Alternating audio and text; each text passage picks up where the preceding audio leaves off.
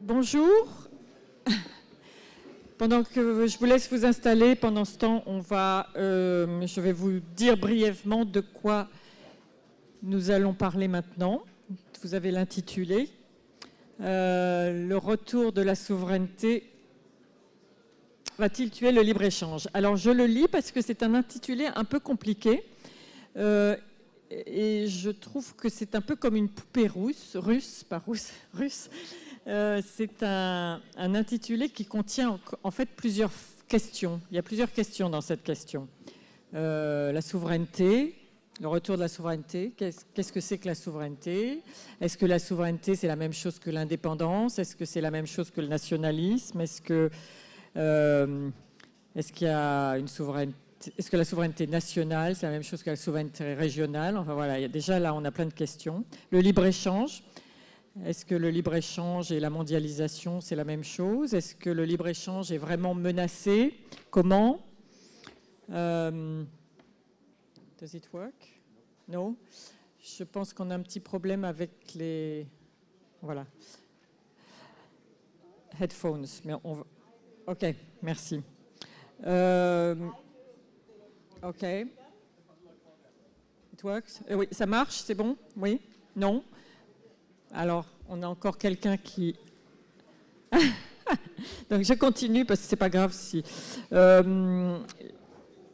Donc, la souveraineté, le libre-échange, la démocratie, est-ce que toutes ces notions sont compatibles?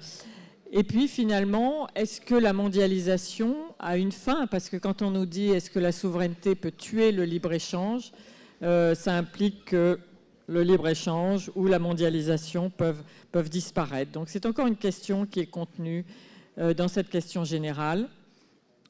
Et puis il y a aussi des choses qui ne sont pas dans cet intitulé, par exemple le changement climatique et l'impact du changement climatique dans maintenant notre notion de la mondialisation. C'est aussi quelque chose qui change l'équation globale. Voilà, donc tout ça ce sont des questions très importantes que nous sommes supposés résoudre en 45 minutes.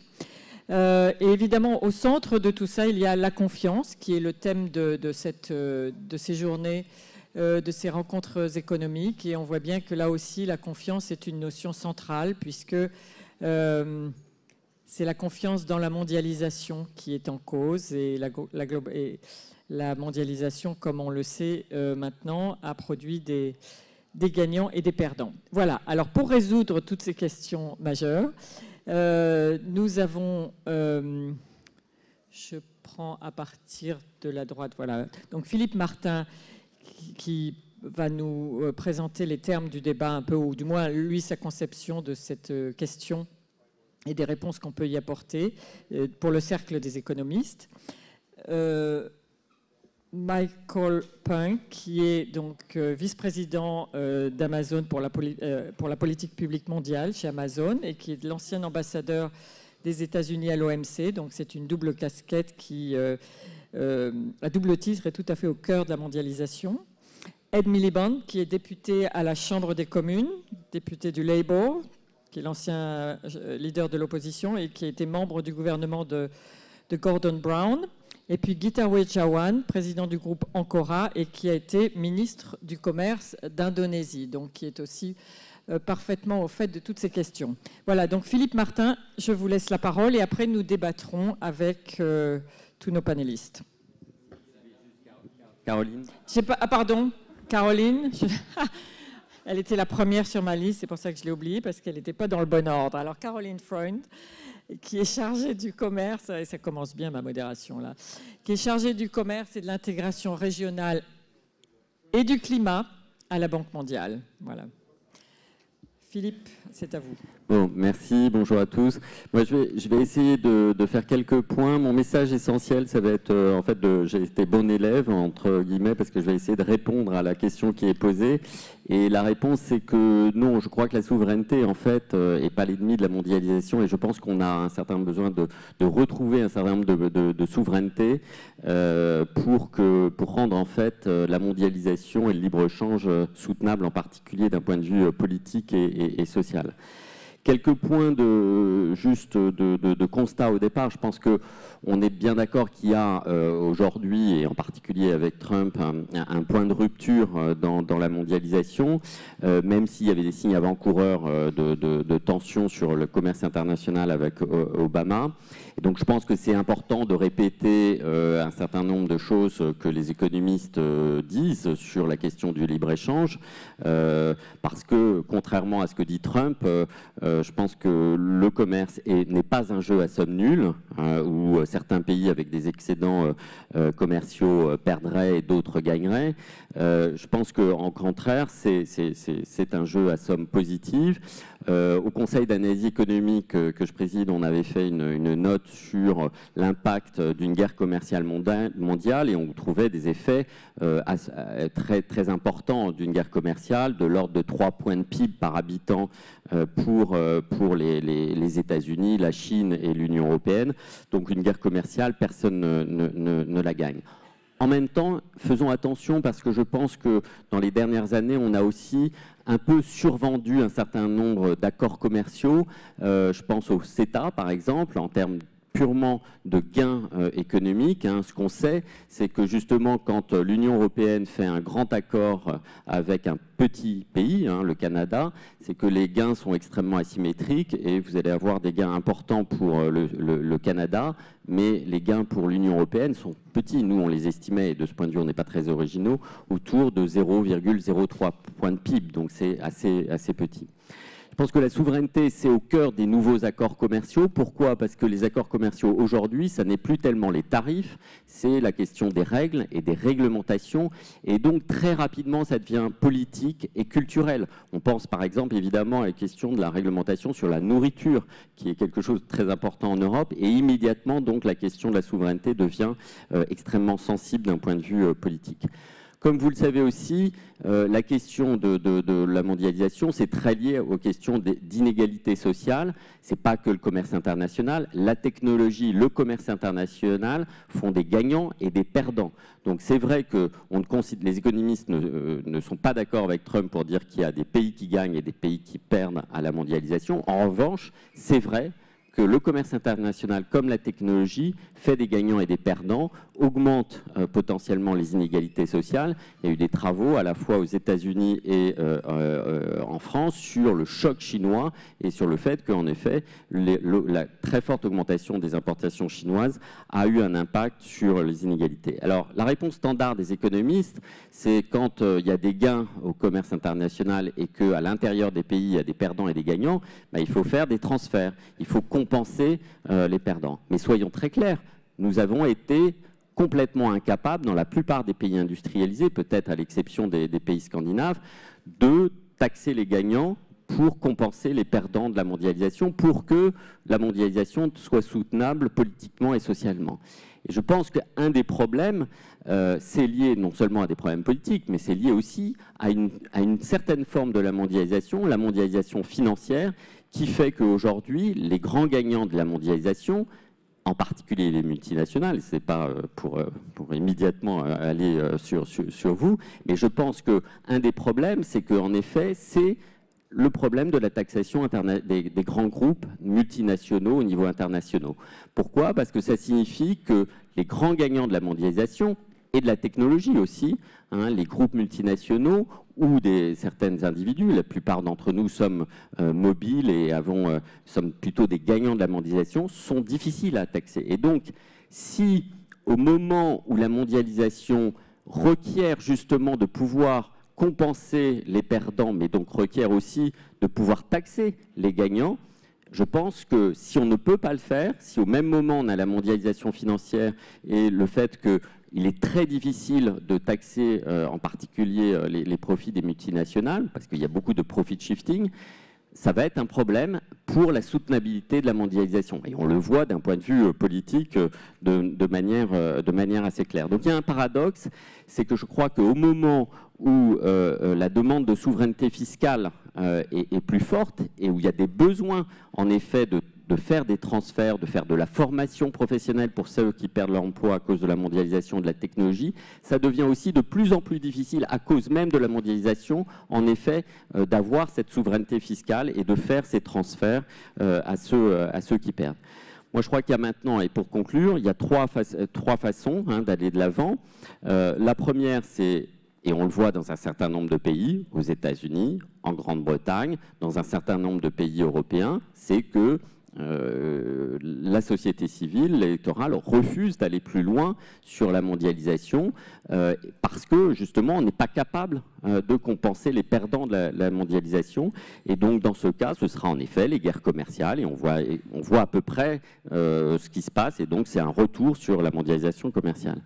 La deuxième manière, c'est de faire reculer l'intégration, une certaine forme d'intégration financière pour réduire en particulier l'optimisation fiscale d'un certain nombre de gagnants de la mondialisation et donc de regagner de la souveraineté en matière d'impôts, mais ça peut se faire aussi de manière très unilatérale et c'est peut-être pas ce qu'il y a de préférable. Et la troisième manière, ce qui serait la manière à mon avis celle que je préférerais, c'est ce qu'on voit sans entrevoir en particulier dans le domaine des négociations à l'OCDE actuellement, où il y a une grande réforme qui est en cours, en tout cas en cours de négociation, sur de meilleures manières de taxer les grands groupes multinationaux. Encore une fois, je pense qu'à ce stade, la solution qui va prévaloir n'est pas évidente, mais l'équilibre actuel de la mondialisation, sans instrument de souveraineté fiscale pour redistribuer, est à mon avis pas soutenable d'un point de vue politique ou social.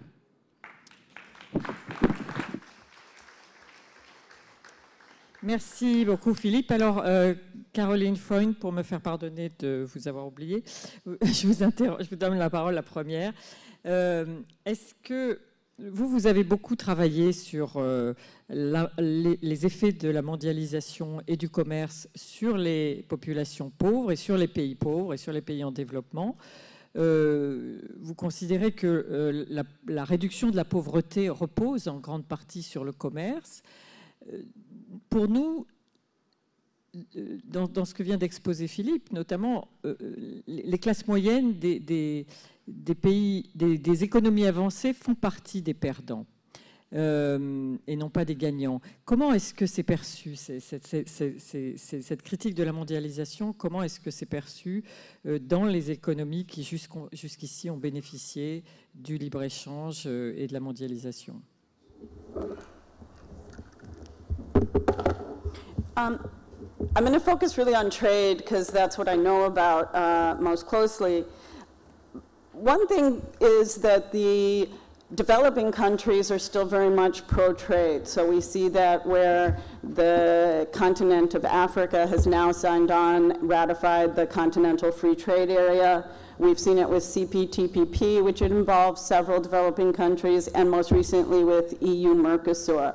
And the reason is that trade has been a major source of growth. You look at the countries who have grown from poor to rich, they've all done it through trade. And you look at the ones that are growing currently, and it's largely trade. If you're a small economy, you're not going to grow by selling to your own people. You're going to grow by selling to the whole world, by using inputs from the rest of the world. I will disagree slightly with how Philippe opened with the focus on inequality and adjustment. I think actually the bigger challenge right now is about the change to the system from the rise of China. If you look at US and China in 2000, US was 14% of global exports of goods and services, and China was 2%. Now, China is more than 10%, and US is less than 10%, and if you focus on goods alone, which some people do, the gap is even wider. And if you look at when jobs were lost, it was in the Great Recession. So US lost 2 million manufacturing jobs at that time. But since then, jobs have come back, and 1 million have come back. And in addition to that, unemployment is very low. So the timing to me, of the disruption that we're seeing in the system is much more related to the rise of an economy that's very different. The structure is different, the political system is different, and that's put real stresses on the global trade system and the WTO. There are new elements to deal with. If you look at the types of policies countries are using since 2009, it's largely subsidies. So people have been tracking these, and 50% of the rise in distortionary policies are actually subsidies and export promotion, not the typical tariffs we think of. State-owned enterprises are playing an increasing role in trade. So these are stressing the system. There are also new issues that haven't been dealt with, data and e-commerce. People don't know what to do about competition policy when faced with global giants like Amazon and Google and others. And they're worried about the privacy of their data. And finally, I agree very much with Philippe about the point of taxes. Corporate tax income in 65 countries for which data are available over a long period fell from 45% of total revenues to about 10% now, and it's because it's very hard to tax capital in a world where the largest companies produce virtual things as opposed to a world where they produce real things, because those things can move around so easily. So addressing tax policy, addressing data, and addressing subsidies is what we need to fix the trade system. But I think the developing countries are actually moving in the right direction, for the most part still open, with the exception really of South Asia, which still we see rising tariffs there. Thank you. Thank you, Caroline. So Gita Wijawan, Caroline Freund just addressed the issue of the rise of China, and seen from where you live, where you sit, how do you see this challenge? And do you see China as a sovereign power, as a pro-sovereign power, or as a protectionist power, or as a free trade advocate, as President Xi tends to present himself? Thank you, Sylvia. I want to pick up a little bit on what Caroline was alluding to. I think in addition to the structural asymmetries that she would have mentioned, I want to just highlight the point that trade has been a prehistoric economic activity that's been around until today, and I'm of a reasonable conviction that trade or trading is only likely to continue as an economic activity as long as humanity lives.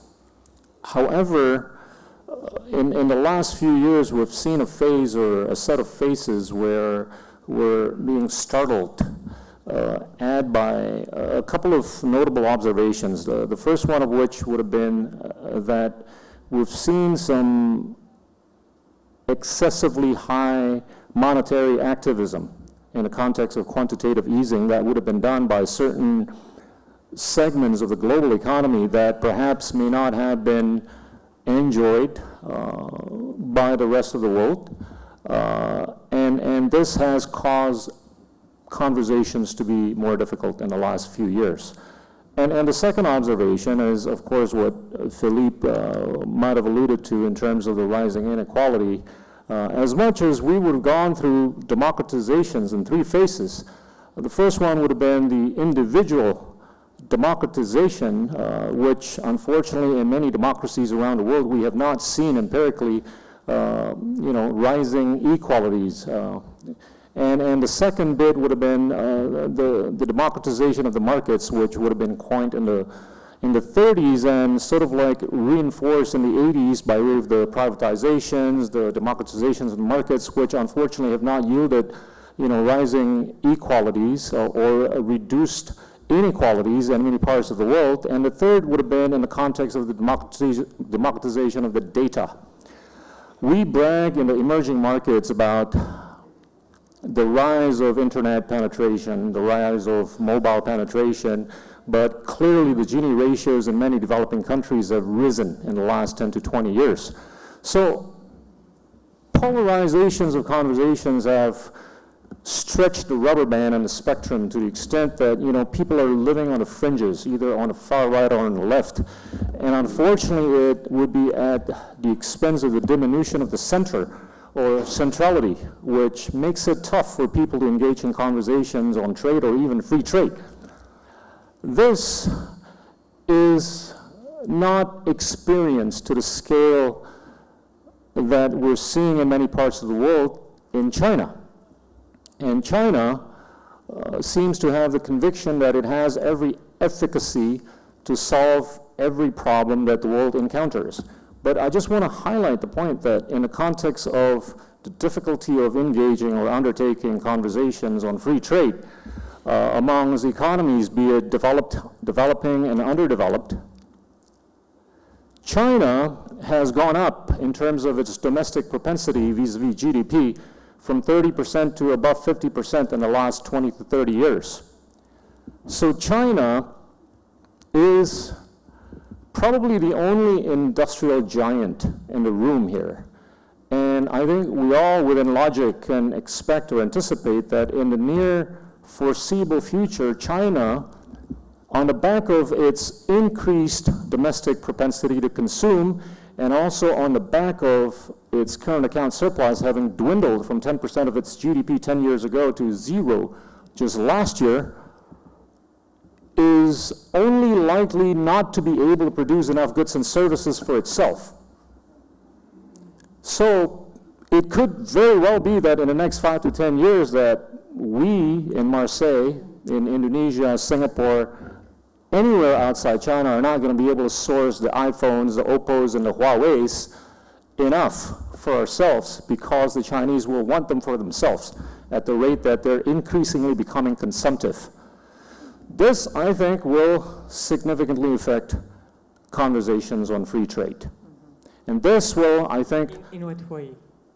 In ways that China will not be able to basically source anything from anywhere outside China. And I think what makes it far more difficult is that we're not witnessing any alternative in the kind of scale of industrialization that China has gone through in the last 30 to 40 years. So at the rate that nobody else is actually planning with enough political stability, with enough macroeconomic stability as to become the next industrial giant like China could produce for everybody's handphones and anything around the world, I think will only be an impetus for increases in bilateralism and perhaps to some extent plurilateralism. Unfortunately, at the expense of a more significant reduction of multilateralism. I say this with cautious optimism, that human beings, I think, learn from past mistakes. And I think we are going through the phase of recognizing the problem that's right there in front of our eyes. And I think we will go through the necessary recalibration from a policy standpoint, from a political standpoint, from an economic standpoint, social, cultural, and geopolitical standpoint. But is that going to take 2 weeks to solve? No. I think it's going to take a few years for everybody to realize what's really at hand. Okay, thank you.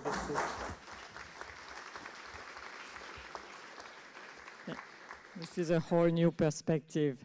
Michael, Caroline mentioned the challenge which comes from China, and we just talked about this, the magnitude of this challenge. But there's also this analysis that the challenge to free trade and globalization comes from America and from this idea of America first and the policy of the present administration. What do you think? Merci Sylvie. Je parle français un tout petit peu, mais comme un bâche espagnol. Alors aujourd'hui, je vais parler anglais si ça marche. Thanks for the question. I think the idea of focusing too much on America First probably oversimplifies the issue that we're discussing here today about sovereignty and globalization. And I'll mention a couple things that I mean specifically. First of all, I think globalization is something that we have been grappling with as a world for centuries, literally. I love history, and there's an interesting study that's been done of Spain, inflation in Spain in the 15th century as a result of the dramatic amount of silver that was suddenly being brought into Spain from the New World. That was a dramatic impact of globalization in the 15th century. So this is something we've been dealing with for a long time, long before America First. I also think that there's an oversimplification a lot of times of globalization to imply that it's synonymous with free trade or with free trade agreements. And I think in actuality, globalization has a lot more complex causes than just free trade. There's a fascinating study that was done by Lund University in Germany that looked at the impact of one particular technology on globalization. And by technology, what they were studying was the shipping container. This is the metal boxes that we see at ports and on the back of trains. This is not high technology. This is a metal box. And they studied the impact of a bilateral trade agreement on a country's economy, and they determined that a bilateral trade agreement over a period of 20 years would increase trade by about 45%. The impact of using shipping containers on a country's trade over a 20-year period was 790%. So it underscores how complex these other forces are in addition to international trade agreements in affecting globalization. The last thing that I think is really important, and I say this as a former U.S. ambassador to the World Trade Organization, is I think that people and companies and countries that care about free trade and more trade and globalization have a real obligation to think carefully about how institutions exercise power so that there is trust among citizens. So for example, I think there's the infamous example of the European Commission regulating the olive oil flasks on the table in restaurants. And I think there was a sense among many Europeans that that was an overreach on the part of the Commission. That resulted in less trust. In the WTO, there's a controversy currently, but this is a controversy that was there when I was ambassador in the Obama administration as well, about whether the appellate body of the WTO is overstepping its bounds and not just interpreting existing rules, but creating new rules that were not agreed to by the sovereign member states of the WTO. And that fact led to less trust in the WTO as an institution. So I mention those things just to underscore the complexity of this debate. I think there's an enormous, it has a long history, and it has a lot of different elements that come into play, and we need to think about all those elements in thinking about policy responses. You're right, but just a small question before we turn to Ed Miliband. Is tax sovereignty an oversimplification? Would tax sovereignty kill free trade? I think people have a sovereign right to figure out how they deploy taxes. Amazon, as an example, pays every tax dollar that we owe in every jurisdiction where we do business around the world. We comply with the tax laws that are in place by countries that establish those laws. We are strongly supportive of efforts in places like the OECD to look at ways in which the global community can better rationalize tax law. But one point that Philippe made that I think is very important is Philippe talked about the difficulty of taxing entities that sort of move across borders in a virtual way. That's not Amazon's business model. Amazon has a massive physical presence on the ground in the countries where we do business, including in France. We employ thousands of people, and we're very proud of that. All of those people, by the way, also pay taxes. So I think trust in that taxes are fair is a reasonable issue. but I feel very good about Amazon's record on that count. Okay, thank you very much. Ed Miliband, Mario Draghi made an important speech a few months ago about independence and sovereignty, and he said, if you're out of the EU, you may have more independence in terms of political economy, but you don't have more, that doesn't mean you have more sovereignty. As you struggle with Brexit, what do you think of this? Well, I think he is right about that. I want to sort of try and answer the question in a slightly broader context. I think there is a danger in these debates, and my panelists have not shown this danger, that we portray the problems in the world as being about an unreasonable set of populations who've let down the elites. And I'd say the truth is somewhat opposite. I would say it's a bunch of elites who've let down people. And I want to talk about that by reference to Brexit. My constituency, the area I represent, voted 70% for Brexit. That's in the north of England. So I was for Remain, in case you wondered. So they didn't heed my advice. But why did they vote for Brexit? It wasn't really a revolt against trade. I think that's partly because Britain is an island nation, and Brexit may well impede trade, but that certainly wasn't the intention behind their vote. It was a little bit about immigration, which some of you will have heard, but the much, much, much deeper issue that my constituents would say to me is about lots of the things that you would identify in France and the United States. I want a new beginning for my kids or my grandkids.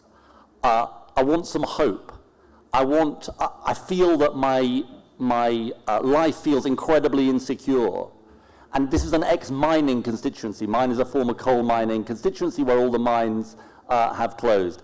Or they would look back to a previous era where mining was a very difficult job, but they'd say risk was shared between government, employer, and the individual, and now why is all the risk loaded onto the individual? So the first point I want to make is, I think the precondition of sorting out the massive problems, whether it's Brexit or others that we face in our world, is to understand what motivates them and to show some empathy for them. Secondly, is this simply about trade flows or indeed immigration or globalization? No, I think it's about a failure of politics. And I think this is really important because I think we can talk about these issues in a way that somehow suggests that is globalization a good thing or a bad thing? Well, it depends on what kind of globalization. And as Philippe said, is the globalization properly managed? Are the winners compensated, are the losers compensated, or are the winners just helping themselves? And I would say much more than a revolt against trade or even against globalization, I would say that what we saw in Britain was a revolt against a certain way of running an economy, a quite extreme form of capitalism. And fundamentally, I would say that is what was at issue, certainly for the people I represent and lots of other people in this referendum.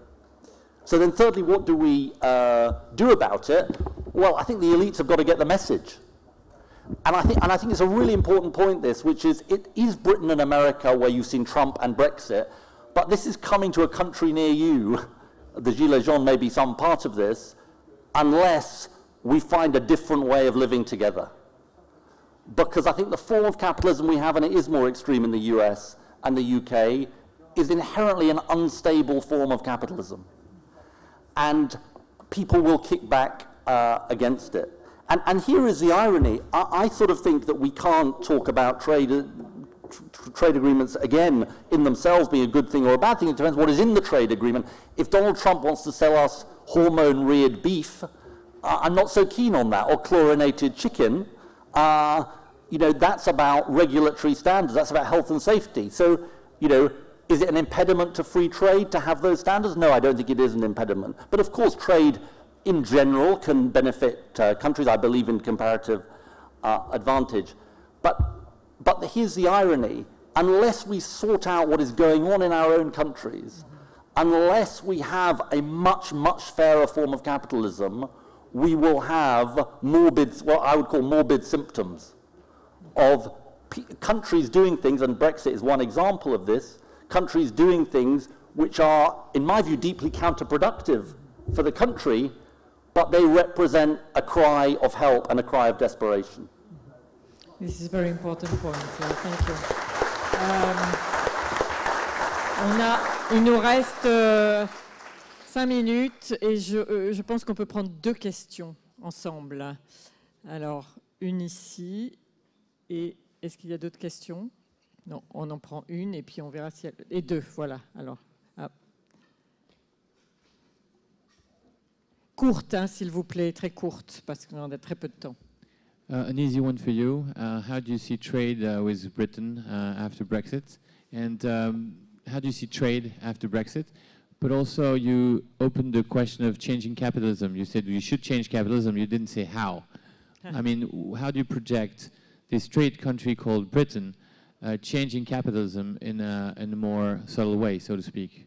Ok, ça sera très facile à répondre en 1 minute, surtout que Gita Werjawan a aussi quelque chose à dire là-dessus. Deuxième question là-bas, et puis on répond très vite.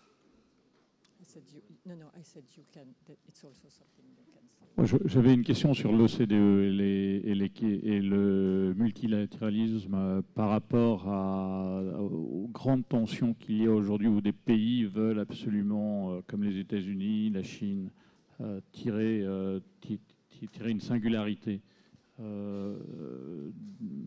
de jouer un rôle à part. Alors quel est le futur? Est-ce qu'il peut y avoir un après-Trump et un retour au multilatéralisme, aux règles du jeu de l'OCDE? Ok, ça sera peut-être pour Caroline. Alors Ed, would you like to answer the first questions? Yeah.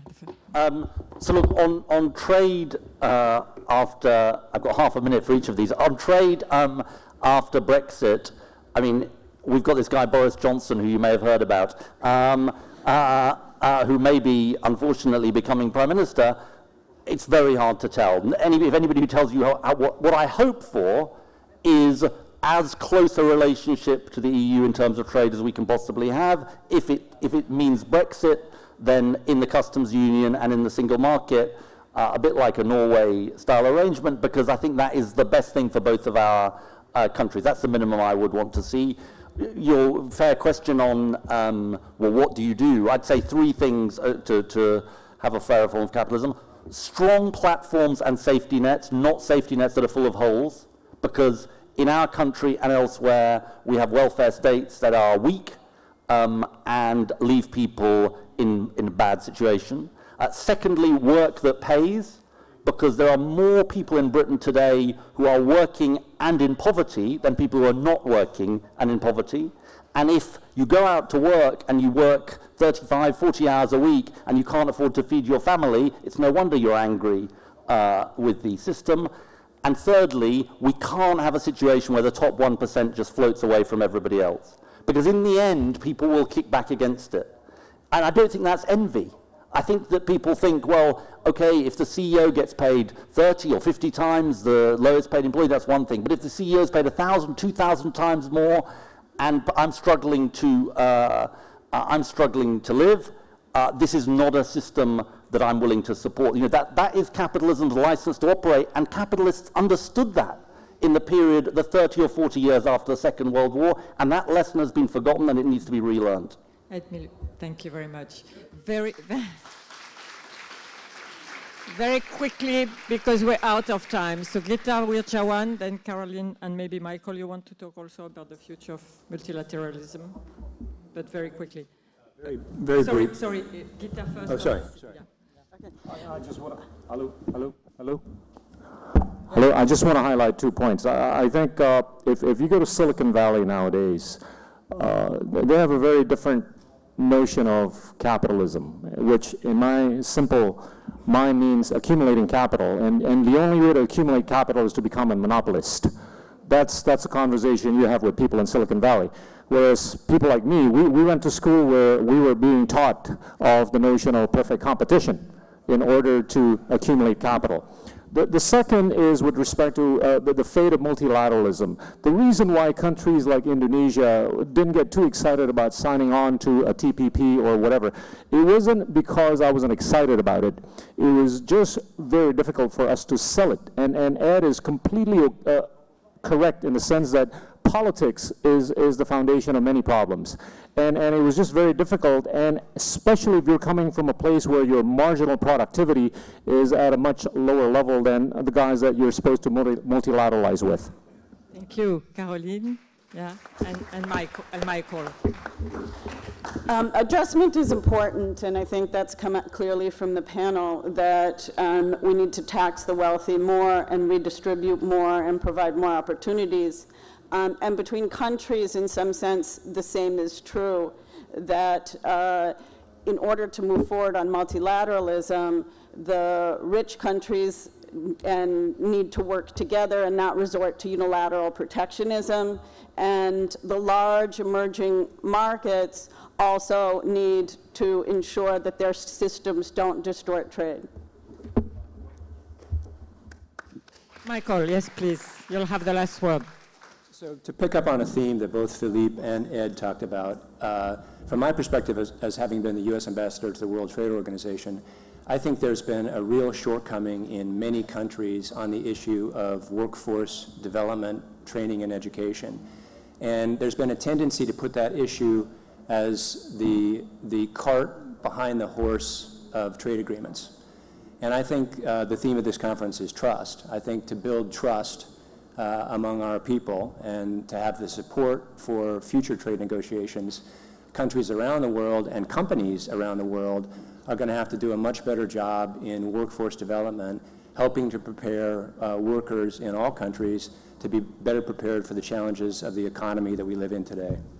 Merci beaucoup. C'était vraiment un défi de parler de tous ces sujets en 45 minutes. Et vous avez fait ça très très bien. Merci. Merci à vous.